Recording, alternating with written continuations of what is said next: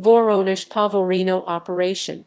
The Voronezh Povorino Operation was a battle in January 1919 between the White and Red Armies during the Russian Civil War around the city of Voronezh and the railway station of Povorino. The Red Army defeated the Don Army under Pyotr Krasnov. Prelude. During the autumn campaign of 1918, Krasnov's Don Army had forced the 10th Red Army to a partial retreat in the direction of Tsaritsyn and secured for itself operational freedom in the northern direction. After striking a gap between the 9th and 10th Red Armies, the Don Army cavalry almost managed to break through to Kamyshin, forcing the Soviet High Command to redirect part of the forces from the Eastern Front to stop their advance. However, the success of the Don Army came at a high price, and some Don Cossack troops raised doubts on advancing further away from their home region. When the German army evacuated the territory of Ukraine in November 1918, the entire left flank of the Don Army became exposed.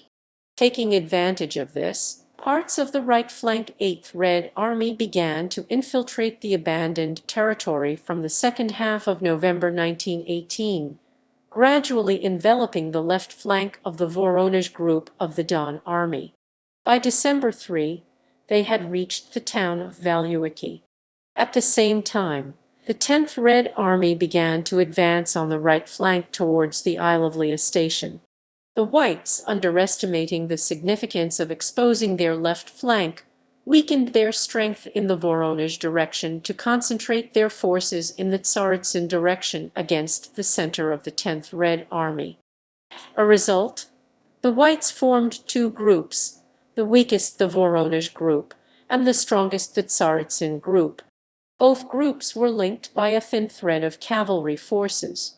The Voronezh group consisted of 18,000 to 22,000 fighters with 16 guns, the Tsaritsyn group up to 50,000 soldiers with 63 guns. The main command of the Red Army decided to take advantage of the situation and deal a decisive blow to the Don Army. The command of the Southern Front was assigned the task to immediately attack and destroy the Voronezh group of the enemy by concentrating all the reserves, including the Kilovnikov group from the Eastern Front. Also the Kozhevnikov group, 20,000 men with 20 guns, deployed on the Valyuiki-Kupiansk front, was to move to Milarovo-Bogachar against the White Voronezh group.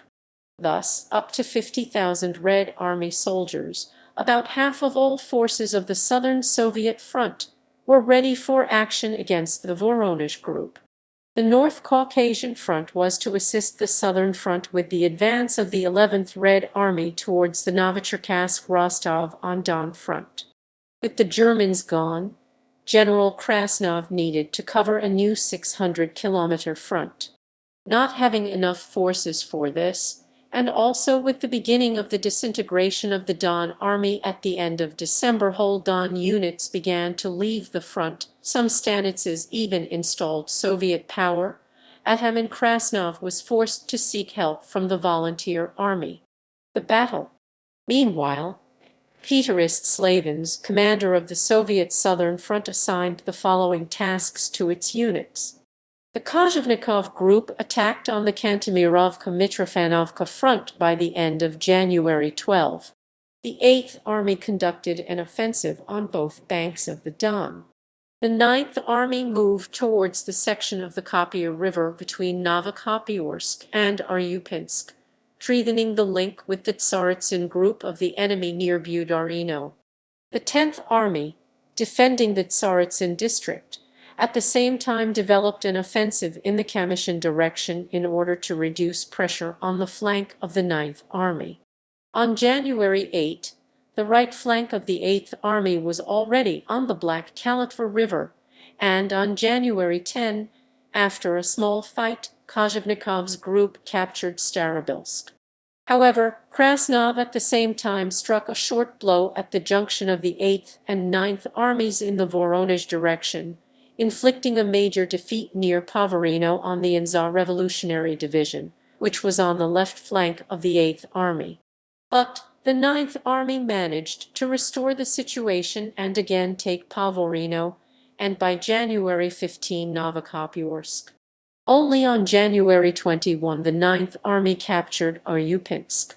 Fearing for their flanks, units of the Don Army had already on January 17 been forced to start a withdrawal from the Abramovka-Kalino area. Since this withdrawal made the efforts of the Kozhevnikov group unnecessary, on January 18, the commander of the Southern Front sent the group along the Markovka-Tali line for a deeper infiltration against the Voronezh group, with one division heading towards Lugansk. The 9th Army was to rebuild its front to the southeast and head along the Povorino-Tsaritsyn Railway.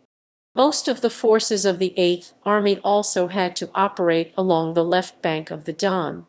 From that moment the Voronezh group ceased to render serious resistance and the front broke up. Entire Cossack regiments surrendered or arbitrarily dispersed to their homes. On January 21, the command of the Southern Front considered it possible to move on to the second task, the defeat of the Tsaritsyn group. Result. As a result of the operation, the Don Army of Ataman Krasnov was completely defeated. On February 1, the command of the Southern Front ordered the persecution of its remains. The operation was completed on February 8-9, when parts of the 9th and 10th Armies came into contact with each other in the vicinity of the Archeta station.